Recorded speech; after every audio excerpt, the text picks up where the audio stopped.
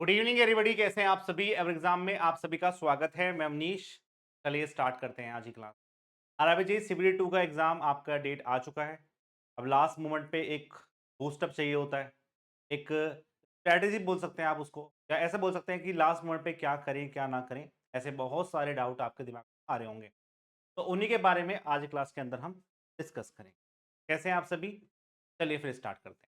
बहुत दिन से आपकी यूट्यूब पे क्लास नहीं हो रही है, उसका मेन कारण ये है कि ड्यू टू सम रीज़न मैं अभी पब्लिक प्लेटफ़ॉर्म पे क्लास नहीं कर पा रहा हूँ, ठीक है? तो इस बारे में बताएँगे, उसके बारे में भी बाद में। लेकिन मेन चीज़ ये है कि आपका जो एग्ज़ाम है, वो अभी पास में आ रहा है, उसके लिए अभी आप क्या-क्या कर सकते हैं। कोर्स आपका कंप्लीट हो चुका है, आपने उसको पढ़ भी लिया होगा। पेड बैच भी कंप्लीट हो चुके हैं। अब जो बचे हुए हैं आपके पास वो है प्रैक्टिस, प्रैक्टिस, प्रैक्टिस। जो करना है, जो नहीं करना है, वो सब अभी क्लास के अंदर हम डिस्कस। सबसे पहले तो क्या होता है कि क्या-क्या करना चाहिए, आपको पता होता है कि पढ़ने से नंबर आएगा, ठीक है? कितना पढ़ने से नंबर आएगा, ये मेरे सब्जेक्ट जो है, ये मेरे लिए इम्पोर्टेंट है। इस टॉपिक से क्वेश्चन बहुत ज़्यादा बन रहे हैं। इन सब की जानकारी हर एक बंदे को होता है जो सीरियस कैंडिडेट है। लेकिन सबसे बड़ा जो क्वेश्चन है ना, वो ये है, क्या नहीं करना है? लास्ट के 10 दिन में आपको ये नहीं करना है, बिकॉज़ ये मन बड़ा चंचल है और बहुत ज़्यादा दौड़ेगा इधर-उधर। यार, ऐसा लगेगा आपको, मैं बिल्कुल जेन्युइन बता रहा हूँ एज़ अ स्टूडेंट, कि आप ऐसा लगेगा कि पूरे दिन आप बुक लेके बैठे हैं, आपकी एफिशिएंसी नहीं आ रही है। आप आगे बढ़ते जा रहे हैं, पीछे का भूलते जा रहे हैं। आपको समझ में नहीं आ रहा मेरे साथ क्या हो रहा है। कभी पढ़ने का मन नहीं कर रहा, टेस्ट देने का मन नहीं कर रहा, क्या ही करूँ, छोड़ दूँ, अब छोड़ो, अब मुझसे नहीं हो पाएगा। ऐसे बहुत सारे बम्बार्ड आपके दिमाग में हो रहे होंगे। ठीक है? और हँस रहे होंगे आपको इस वीडियो को देख के, कि सर बिल्कुल ऐसे ही हो रहा है, बिकॉज़ हम भी उस दौर से गुज़रे। और एक एक नेचुरल फिनोमेना है, यदि आपके साथ हो रहा है तो दैट इज़ नेचुरल, इसमें कोई बहुत बड़ी चीज़ नहीं है। ना आप बिल्कुल दुनिया से अलग हो गए हैं। बस कुछ चीज़ों का आपको ध्यान रखना पड़ेगा, बिकॉज़ अभी आपके पास 10 डेज़ हैं और लास्ट 10 डेज़ बहुत ही इफेक्टिव होते हैं आपकी प्रिपरेशन में। बिकॉज़ आपने शुरुआत से क्या पढ़ाई की, क्या पढ़ाई नहीं की। देखिए, यदि आपने लास्ट के 10 दिन में पढ़ाई नहीं की, तो आपका मोमेंटम ब्रेक होगा। मोमेंटम ब्रेक होगा तो आपकी पढ़ाई नहीं होगी। पढ़ाई नहीं होगी तो चीज़ें आपको पता रहेगी एग्ज़ाम में बैठ के। आपको क्वेश्चन लगेंगे देखने में कि आपने पढ़े हैं, लेकिन आपसे सही नहीं हो पाए। बिकॉज़ लास्ट मोमेंट पे 2 से 3 बार, 4 बार आपको रिवीज़न करके जाना होता है, जिससे आपको एक कॉन्फिडेंस मिले क्वेश्चन में कि जो मैं कर रहा हूँ, वो करेक्ट कर रहा हूँ। चलिए, अब हम डिस्कस करते हैं कि लास्ट मोमेंट पे आपको क्या नहीं करना। बहुत ही इंटरेस्टिंग फैक्ट्स हैं और आप सब इससे बात को सहमत होंगे कि ऐसे कौन-कौन से टॉपिक्स हैं जिनको नहीं करना है। सबसे पहला ये है कि भाई देखो, क्रॉस का निशान ने लगा दिया है और साफ-साफ लिखा हुआ है, आपको दिख भी रहा होगा। पहला ये है, नया टॉपिक शुरू मत करो।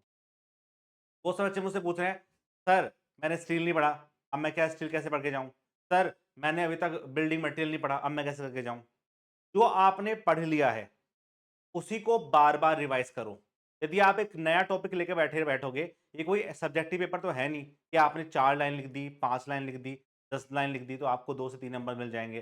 जो टॉप करेगा उसको 10 मिल जाएँगे, आपको 5 मिलेंगे या 3 मिलेंगे, नहीं। ये ऑब्जेक्टिव पेपर है। ऑब्जेक्टिव में ज़्यादा इंटेलेक्चुअल यूज़ करना पड़ता है। तो इसलिए मैं बोल रहा हूँ कि लास्ट मोमेंट पे यदि आप कोई नए टॉपिक को स्टार्ट करेंगे, तो ना तो उसको अच्छे से कंप्लीट कर पाएँगे, ना आपको उसमें फ़ील आएगा। उससे अच्छा ये है कि जो आपने करा है ना, उसको आप बार-बार रिवाइज़ करो। तो नया टॉपिक बिल्कुल भी स्टार्ट मत करना, बहुत बड़ी गलती करते हैं बच्चे।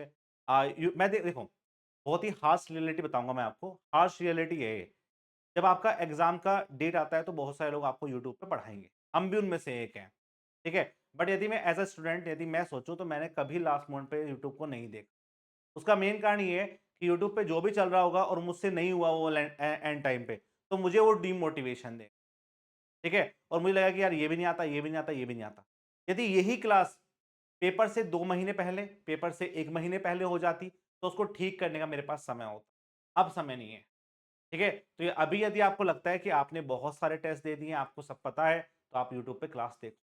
लेकिन यदि आपको लगता है कि मेरा यहाँ पे क्वेश्चन नहीं बन पा रहे हैं, तो उससे आपका बहुत सारा टाइम खराब होगा और 1 दिन में यदि क्वेश्चन नहीं बने, तो 2-3 घंटा इस चीज़ में लग जाएगा, यार मैं क्या ही पढ़ रहा हूँ, मुझसे क्वेश्चन नहीं हो रहे, बच्चों से क्वेश्चन लग जा रहे हैं। तो इसलिए उसको बिल्कुल शट डाउन कर दो, तो अभी पढ़ाई मत करो, तो आप यूट्यूब आपने जो कंटेंट अपना बनाया हुआ है, उसी को मल्टीपल रिवाइज़ करो, उससे आपका टाइम भी बचेगा और आप ज़्यादा चीज़ों को बार-बार निकल जाओगे। ये बहुत ज़रूरी है, लेकिन उससे हमें फ़ायदा नहीं होगा एज़ अ टीचर, ठीक है? टीचर को फ़ायदा ये होता है लास्ट मोमेंट पे कि यदि वो क्लास लेता है यूट्यूब पे, तो एंगेजमेंट बढ़ती है। एंगेजमेंट बढ़ती है तो लगता है कि भाई मास्टर और बच्चे दोनों मेहनत कर रहे हैं। लेकिन वो मेहनत आपके पेपर में ज़्यादा कारगर नहीं हो सकती। ये ऐसा हो सकता है कि आपके 2 नंबर बढ़ा दे, पर ऐसा नहीं हो सकता कि आपको बहुत ज़्यादा अच्छे नंबर लेके जाएगा। ऐसा बिल्कुल नहीं कर सकता।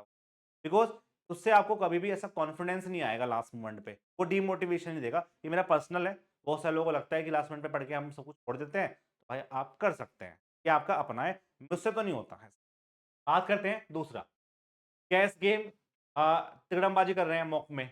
अब क्या है कि आजकल मॉक की भरमार है। फ्री के मॉक मिल रहे हैं आपको, पेड मॉक मिल रहे हैं, आप दे रहे हो। बहुत सारे लोगों के दिमाग में ये है कि 150 क्वेश्चन आएँगे, मैं 150 के 150 कर दूँगा।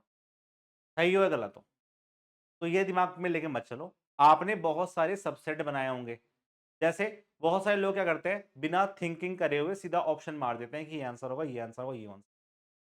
उसमें 90% चांस ऐसे होते हैं कि आप गलत को ही मारोगे, कि आपने सोचा ही नहीं। आपको एलिमिनेशन होना चाहिए कि भाई ये तो बिल्कुल नहीं हो सकता। पहली बात तो ये। दूसरा आपको ये पता होना चाहिए कि भाई मैं इस क्वेश्चन को मैंने क्या पहले पढ़ा हुआ है? मैं इसको क्यों रॉन्ग कर रहा हूँ?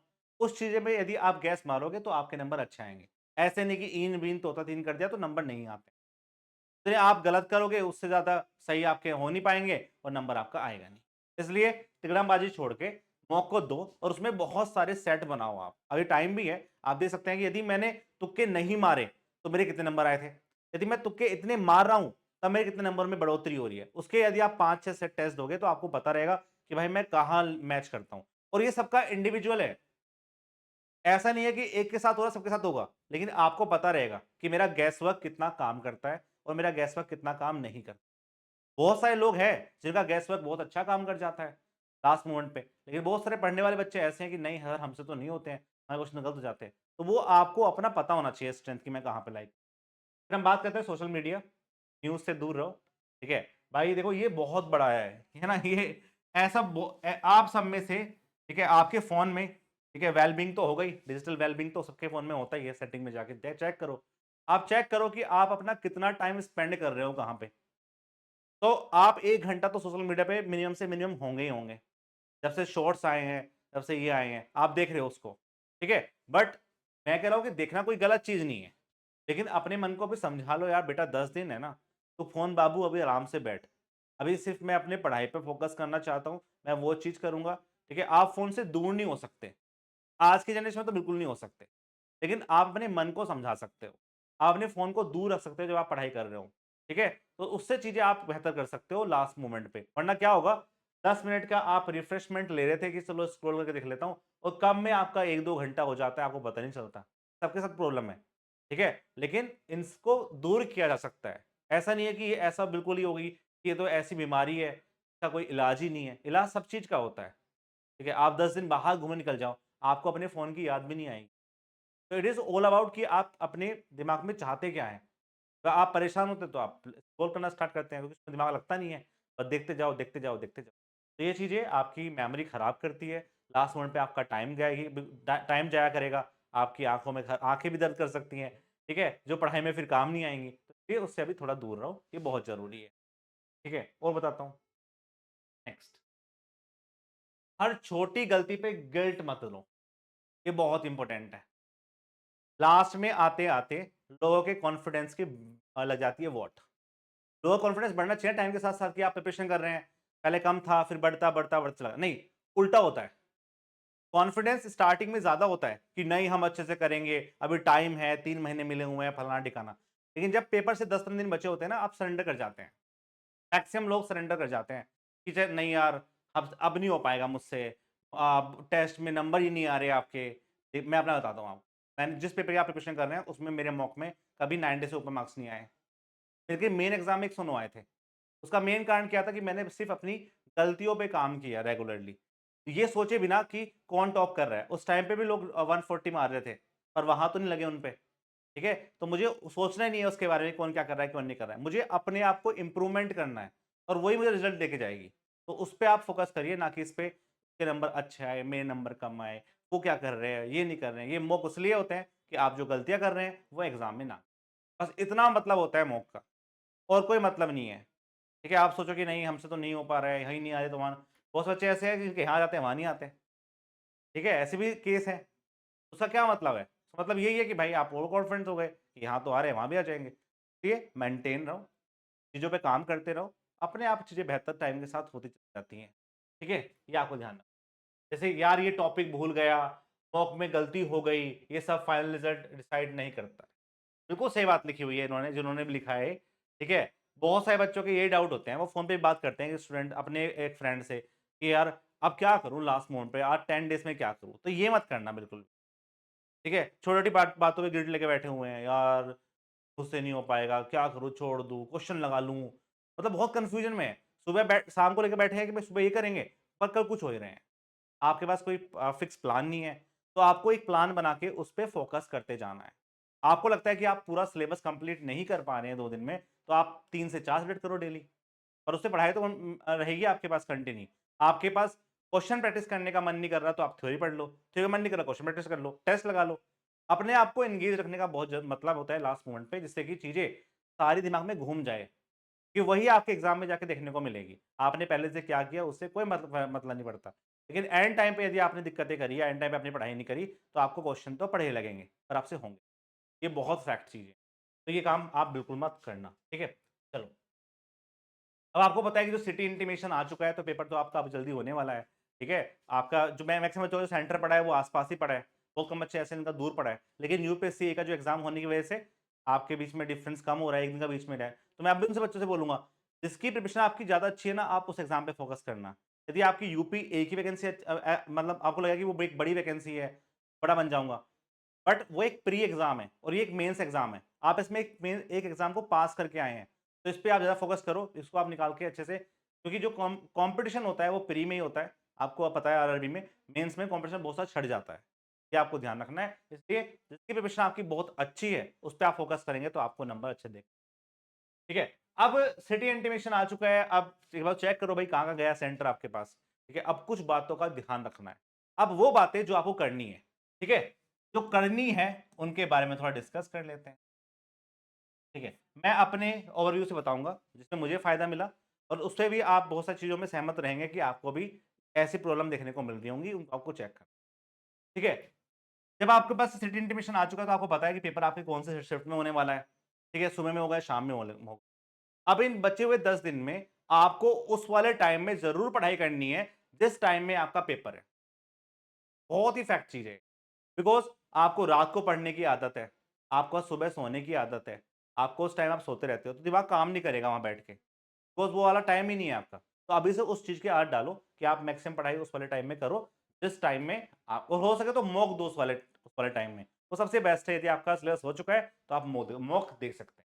ठीक है? पहली बात तो ये। दूसरा, रिवीज़न पे ज़्यादा फोकस रखो। बहुत सारे लोग बोलेंगे नहीं सर क्वेश्चन प्रैक्टिस कर देते हैं। नहीं, क्वेश्चन प्रैक्टिस यदि आपको करनी है लास्ट मोमेंट पे, तो you have to go only only only for PYQ. आप सिर्फ पीवाईक्यू पे फोकस करो, ठीक है? बिकॉज़ पीवाईक्यू में बहुत सारे क्वेश्चंस रिपीट होते हैं, ठीक है? और उनसे आपको पता होता है कि जो पेपर का लेवल है वो कहाँ तक जाएगा। अब आप बोलोगे पेपर तो सर 2019 में हुआ था, अब 2025 चल रहा है, अब तो बहुत डिफरेंस आएगा ना। डिफरेंस बहुत ज़्यादा नहीं आता है। ये आरआरबी का पेपर है, आपके प्री में डिफरेंस देख लो कितना है, तो मेंस में भी उतना ही आएगा। और अभी एक मॉक पड़ा हुआ भी है, मैक्सिमम क्वेश्चन आपके फैक्ट बेस आएँगे। इसलिए आप अपने प्रीवियस के क्वेश्चन को बिल्कुल रगड़ जाओ। जो बिल्डिंग मटेरियल कंस्ट्रक्शन वाला पार्ट है, ठीक है? ड्राइंग वाला पार्ट है, तो उसके प्रीवियस से क्वेश्चन आपको अच्छे से टेस्ट पे होने चाहिए। तो उससे अच्छा ये है कि आप नए क्वेश्चन ढूँढ रहे हैं, मज़े वाले क्वेश्चन मिल जाएँ, बढ़िया क्वेश्चन मिल जाएँ, आम क्वेश्चन मिल जाएँ, अचार क्वेश्चन मिल जाएँ, ये सब ढूँढने से कोई फ़ायदा नहीं है।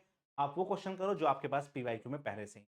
आप यहाँ पे रिवीजन लो, बीएमसी पढ़ो, फटाफट से आपने 3 घंटे में उसको रिवाइज़ कर लिया। फटाफट से क्वेश्चन लगा लिया उसके पीवाईक्यू के, क्या ये हुआ, ये हुआ, ये हुआ। डेली-डेली आपको ये करना है अब 10 दिन में, कुछ नया नहीं करना। यूट्यूब पे भी यदि कोई पीवाईक्यू क्वेश्चन करवा रहा है, तो वो आप देख सकते हैं। नए क्वेश्चंस अभी ट्राई मत करना। बिल्कुल, मैं आपको बिल्कुल मना कर रहा हूँ, आरआरबी के एग्ज़ाम के लिए तो ये बहुत ज़रूरी है। ये एसएससी में आपको बहुत से क्वेश्चन रिपीट नहीं मिलते हैं अब, नए क्वेश्चन मिलते हैं वहाँ पे। लेकिन आरआरबी में आपको बहुत सारे रिपीट क्वेश्चन उस वाले मोड पे मिल जाएँगे, उस वाले टॉपिक पे मिल जाएँगे, उससे रिलेटेड कोई कॉन्सेप्ट पे मिल जाएँगे। ये आपको सारे पीवाईक्यू क्वेश्चन इन बचे हुए 10 दिन में। जो कर लेगा, थैंक्स मी लेटर। आप ज़रूर बोलोगे मुझे, पता है मुझे इस बात का, ठीक है? तो इसलिए बहुत ज़रूरी से करना है। मैंने लास्ट मोमेंट पे करे थे पीवाईक्यू, मुझे बहुत फ़ायदा मिला। 5, 6, 7 क्वेश्चन तो ऐसे थे डायरेक्ट आ गए थे। मैंने डायरेक्ट मार दिए हुए, मेरा टाइम बच गया। ठीक है? आप कर सकते हैं। ठीक है? और भाई सिंपल सी बात समझो, टेक्निकल में 100 में से 80 नंबर लाना बहुत आसान काम नहीं है। और आपको क्या लग रहा है कि जो जो नॉन टेक वाला पार्ट है, उसमें से 50 में से 40 नंबर ले आएँगे बच्चे? नहीं ला पाएँगे भाई, नहीं होता है इतना ज़्यादा नंबर। तो इसलिए मत सोचो कि कट ऑफ 140 जाएगी, 180 जाएगी। वो सोचते हैं 150 में से 180 भी चली जाएगी कट ऑफ नॉर्मलाइजेशन की वजह से। ऐसा सोच रहे हैं लोग बाग आजकल। तो इतना बकवास मत सोचो, इससे कोई फायदा नहीं है सोच के। ठीक है, बस आप अपनी प्रिपरेशन पे कंटिन्यू तरीके से करते रहो। अपने पर विश्वास करो कि जो आपने पढ़ा हुआ है उससे बाहर पेपर नहीं जाएगा। ठीक है, 1-2 क्वेश्चन 4-5 क्वेश्चन हमेशा बाहर से आते हैं। तो ये थोड़ी है कि आप अपना जो पेपर है वो पूरा खराब कर लो। आप लेके बैठ रहे हो कि ये नहीं आता मुझे तो, ये नहीं आता मुझे तो कॉन्फिडेंस दिखाओ, मेहनत दिखाओ कि हमने पूरी ताकत के साथ में मेहनत करी है और हम इसमें अपनी जान झोंक देंगे लास्ट मोमेंट पे और डरेंगे नहीं। बिल्कुल अच्छे से इसको इसको देखेंगे, करेंगे। फिर छोड़ देंगे भगवान पे, जो होना है देखा जाएगा। बस इतना आपको सोचना है और कुछ नई चीज़ें नहीं। तो बस आपको मेरी 2 ही सलाह है। मैं बहुत बड़ी-बड़ी सलाह नहीं दूँगा कि आप ये पढ़ लो, वो पढ़ लो। जो आपने अपने नोट्स बनाए हैं, जो आपने अपना कंटेंट है, उसको बार-बार रिवाइज़ करो और क्वेश्चन प्रैक्टिस के लिए सिर्फ पीवाईक्यू को फोकस।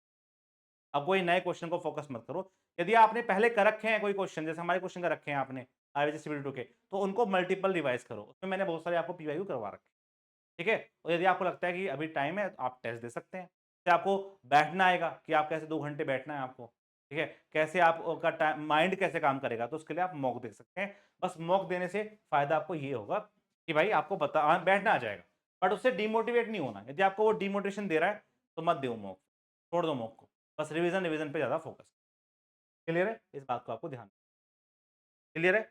अब 10 दिनों में सिर्फ़ आपको पीवाईक्यू पे क काम करना है। डेली आप 3 से 4 सब्जेक्ट रिवाइज़ करो, उनके पीवाईक्यू लगाओ फटाफट से। ठीक है? फिर उनका पीवाईक्यू लगाओ। ऐसे करो, फिर 3 से 4 सब्जेक्ट पढ़ो, फिर पीवाईक्यू करो। ऐसे यदि आप 5 दिन भी करोगे, 5 से 6 दिन भी करोगे, तो आपके 60 सब्जेक्ट डिवाइड हो जाएँगे 7-6 दिन के अंदर ही। बचे हुए 4 दिन में फिर आप रिवीज़न में ले आना उनको, जो-जो क्वेश्चन आपसे नहीं हुए, बस पेपर दिया आना। नए काम करना होता है और कितना नया काम करोगे आप? ठीक है? तो ये काम करना है और हमने बहुत अच्छे से आपका जो सिलेबस है वो काफ़ी कंप्लीट किया है। हालाँकि लास्ट मोमेंट पे यूट्यूब पे नहीं हो पाया, उसके कुछ अपने कारण हैं। ठीक है? जल्दी मैं आपकी क्लास यूट्यूब पे स्टार्ट करूँगा for your examination SSC JEE. लेकिन जो हमने कर सकते थे हमने आपके लिए किया, अच्छे से जितना हमारी कैपेबिलिटी थी हमने उसके लिए किया। अब हो सकता है कि टाइम नहीं मिलता, कि आपको पता ही है, ठीक है? भाई जब 2 आदमी 2 काम कर रहा होता है तो टाइम कम मिलता है उनको। बट कुछ जो हमें फँसे हुए हैं जल्दी उसको दूर करके और फिर क्लास आपकी स्टार्ट करेंगे। आने वाले एग्ज़ाम में मेनली एसएससी पे हम फ़ोकस करेंगे और वहीं पे क्वेश्चन प्रैक्टिस भी लाएँगे और साथ में कुछ नई-नई चीज़ें ट्राई करेंगे बिकॉज़ उसमें मेनली देखो क्या है ना, कॉन्सेप्ट बहुत ज़रूरी है। यदि आपके कॉन्सेप्ट अच्छे नहीं है ना तो आप क्वेश्चन की प्रैक्टिस कितनी कर लो, 15,000 कर लो, 20,000 कर लो, 30,000 कर लो। यदि आपके कॉन्सेप्ट क्लैरिटी नहीं आ रही है तो आपका पेपर नहीं निकलेगा। तो उसी के लिए हम कुछ ना कुछ नया ट्राई करते रहेंगे और यूट्यूब पे ऐसे-ऐसे फ्री कंटेंट आपको देते रहेंगे। क्लियर है? तो यदि आपके कोई और डाउट है इस रिलेटेड तो आप कर सकते हैं। ये आपका आरआरबी का सीबीटी 2 का जो टेस्ट सीरीज़ है वो आपको पता है हो चुका है। इसमें आपके 10 फुल लेंथ टेस्ट है। आपको लगता है कि डेली में टेस्ट देने चाहिए, ये बिल्कुल एग्ज़ाम ओरिएंटेड है। एग्ज़ाम इनके आस-पास ही रहता है, तो इनको आप दे सकते हैं और इसको आप परचेज़ भी कर सकते हैं एग्ज़ाम की वेबसाइट से। ठीक है? और कोई ऐसे डाउट्स हैं जो आपको अभी लास्ट मोमेंट पे परेशान कर रहे हैं? या आपको बहुत ज़्यादा दिक्कत हो रही है उनमें किसी टॉपिक में कुछ में, तो आप इस वीडियो के नीचे कमेंट सेक्शन में अंदर लिख सकते हैं या टेलीग्राम चैनल अवनीश शर्मा पे जाके अपनी बात को लिख सकते हैं। जो ऐसे बहुत सारे जेन्युइन टॉपिक आएँगे, डाउट आएँगे, उनकी मैं वीडियो आपकी अलग से बना दूँ। ठीक है? तब तक के लिए बाय बाय। जय हिंद।